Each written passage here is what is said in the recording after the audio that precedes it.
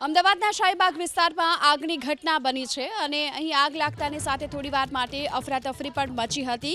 શાહીબાગ વિસ્તારમાં આવેલ અભિષેક કોમ્પ્લેક્સમાં આગનો બનાવ બન્યો છે અને અહીં ઇલેક્ટ્રિક વ્હીકલની બેટરી રાખેલા એકમમાં આગ લાગી છે। ઘટના સ્થળે ફાયર વિભાગની ટીમ પહોંચી હતી અને આગ પર કાબુ મેળવવામાં આવ્યો છે। તો શાહીબાગ વિસ્તારમાં આવેલ અભિષેક કોમ્પ્લેક્સમાં ઇલેક્ટ્રિક વ્હીકલની બેટરી રાખેલા એકમમાં આગની આ ઘટના બની છે અને આગના કારણે અહીં થોડીવાર માટે અફરાતફરી પણ જોવા મળી હતી।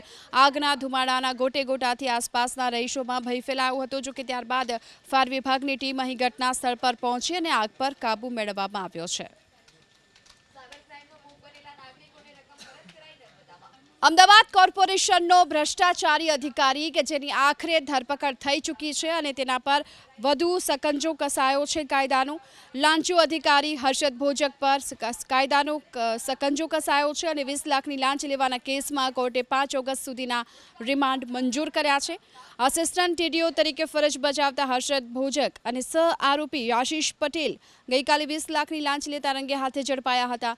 હર્ષદ ભોજકની આ કરતૂતને લઈ તેને સસ્પેન્ડ કરી દેવાયો। લાંચ લેતા ઝડપાયા બાદ એસીબીએ તેના ઘરે તપાસ કરી અને આ દરમિયાન 73 લાખ રૂપિયા રોકડા 4.5 લાખની કિંમતનું સોનાનું બિસ્કિટ પણ મળ્યું।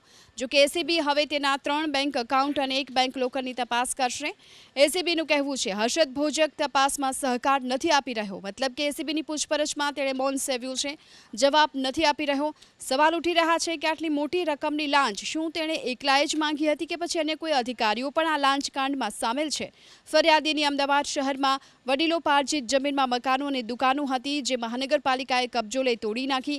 ફરિયાદીએ કાયદાકીય પ્રક્રિયા કરતા તેને કહેવાયું કે જરૂરી પુરાવા રજૂ કરી અને મહાનગરપાલિકા વૈકલ્પિક વ્યવસ્થા કરી આપશે। જો કે હર્ષદ ભોજકે કામ પતાવવા માટે ફરિયાદી પાસેથી 50 લાખની લાંચ માંગી હતી અને રકઝક બાદ 20 લાખનું નક્કી થયું હતું।